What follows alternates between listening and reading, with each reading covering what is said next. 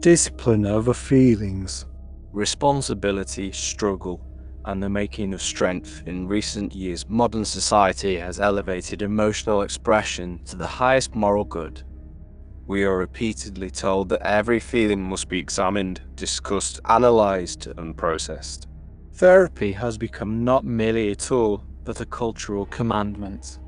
The message is clear: sit still, look inward, relive every emotional discomfort, and talk endlessly about how you felt on some insignificant afternoon. This obsession with introspection is framed as healing, yet it often produces the opposite effect. Instead of building resilience, it can magnify weakness. Instead of solving problems, it can create them. When individuals are encouraged to spend hours each week dissecting minor emotional fluctuations, they are trained to prioritize feelings above action. This creates a worldview where discomfort is treated as an emergency rather than a natural part of life. If you truly wanted to design a system that multiplies anxiety, confusion, and self-absorption, you could hardly do better. Excessive focus on the inner world often disconnects people from reality, responsibility, and purpose. A society obsessed with feelings becomes a society that struggles to function. Real life does not pause because someone is sad. The world does not adjust its expectations to accommodate personal emotions. Employers do not care. Competitors do not care. Strangers do not care. Danger does not care. If someone decides to harm you, your emotional state will not persuade them to wait for a better day. Reality is indifferent. Yet people are taught to believe their emotions should come first. They are encouraged to seek validation for every internal experience. They wander through life hoping someone will care deeply about how they feel, only to discover that most people are far too busy surviving their own struggles. At best, they may find temporary sympathy, just enough to trigger a small emotional reward before realizing they have gained nothing of substance. Meanwhile, the world remains fiercely competitive. While one person pauses to analyze their sadness, another continues to work, train, and improve regardless of how they feel. Over time, the gap widens. Performance compounds. Discipline wins. Eventually, those who prioritized action over emotion dominate every arena financially, socially, and physically, while those trapped in emotional paralysis ask themselves why they fell behind. This is especially true for men. The masculine world has never been gentle, and it is not designed to be. Historically, men competed through war, survival, and physical confrontation. While modern life may be less overtly violent, the competition remains relentless. Men compete for resources, status, influence, opportunity, and respect. The car you want, the home you desire, the woman you pursue, none of these exist in isolation. Others want them too. In such an environment, placing excessive importance on feelings is not merely impractical, it is dangerous. There is no time to collapse under emotional weight when responsibilities demand attention. There is work to be done, bodies to strengthen, skills to sharpen, Problems to solve. A man who waits until he feels right before acting will be overtaken by those who act regardless. This is not a rejection of emotion, but a refusal to be ruled by it. Sadness is not an instruction. Fear is not a command. Discomfort is not a stop sign. Life does not reward sensitivity to internal states, it rewards effectiveness. A man who continues to perform under pressure builds something far more valuable than comfort: resilience. Struggle, in a sense, is not a curse. It is a gift. Hardship forges strength. Difficulty creates depth. A man who has never faced adversity is rarely respected, not because he is evil, but because he is untested. Imagine someone who has never struggled physically or mentally, who has been protected from pain since birth, who inherited privilege without effort. Is that the person people admire? is that the life others aspire to live. Usually not. Pain teaches lessons comfort never could. Loss sharpens awareness. Failure builds humility. Pressure forces growth. Remove struggle from a man's life, and you do not produce happiness, you produce fragility. When life eventually applies pressure, as it always does, he collapses. Modern culture often tries to eliminate struggle, especially for men. Masculinity is softened, diluted, and reframed as something dangerous or outdated. Honor, courage, duty, and strength are treated with suspicion. Men are discouraged from embracing difficulty and instead encouraged to retreat inward. The result is predictable confusion, resentment, and misery.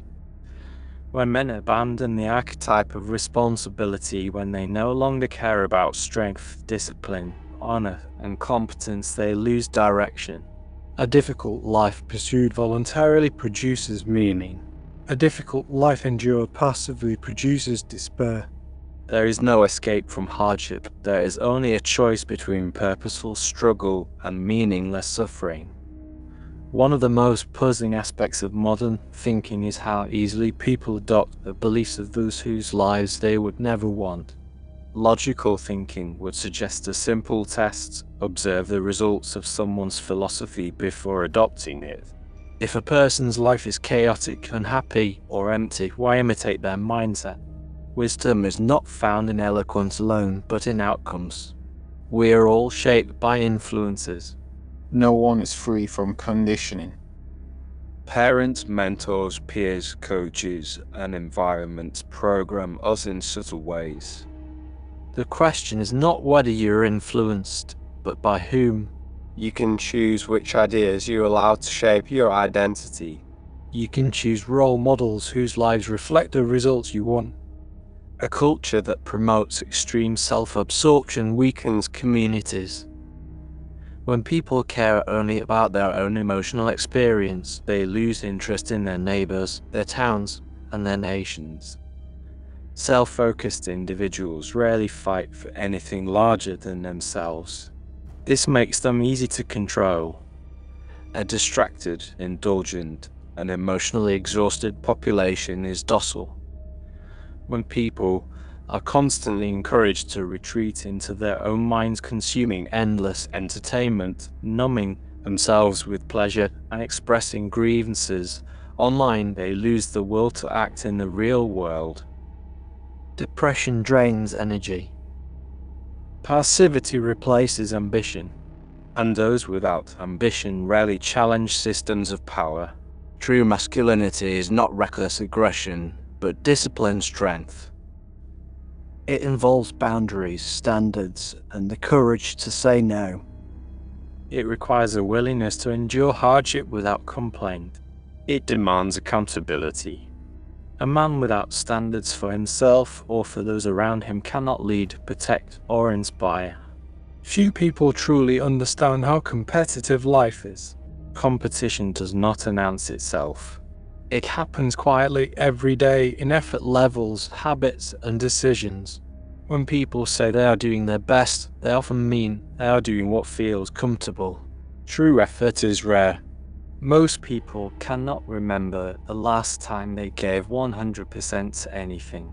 The best preparation for life is not comfort, but capability. Difficulty is guaranteed. You will either endure the hardship of becoming competent or the hardship of being irrelevant. Those are the only options. There is no third path where life becomes easy and rewarding without effort. Even wealth does not eliminate difficulty. It merely changes its form. Shelter children from every challenge, and they will invent problems to replace real ones. Life Demands resistance. If it does not find it externally, it will create it internally. Since hardship is unavoidable, the intelligent response is mastery.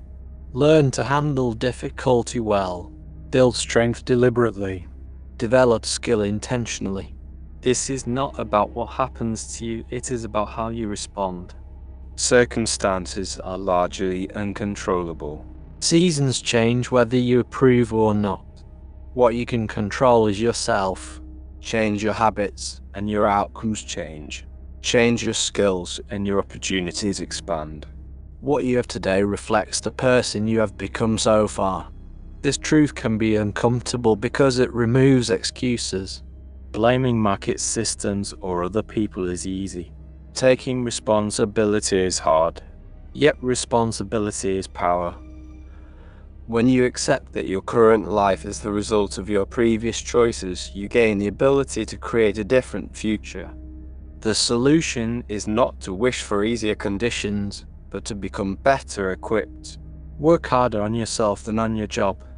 Skills compound faster than effort alone. Personal development increases value in every domain: work, relationships, and influence. Life moves in seasons. There are periods of loss, growth, opportunity, and reward. You cannot eliminate winter, but you can prepare for it. Use difficult times to become wiser, stronger, and better. Anyone willing to read, train, and practice can improve. Strength is earned through repetition. Wisdom is earned through reflection. Growth is available to those who pursue it.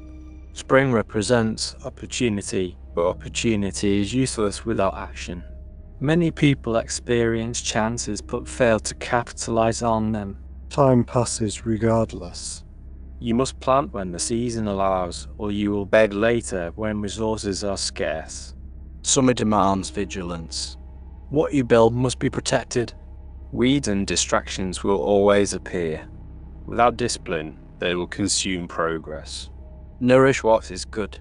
Eliminate what is harmful. Autumn is the season of results. Whatever you harvest belongs to you. No excuses.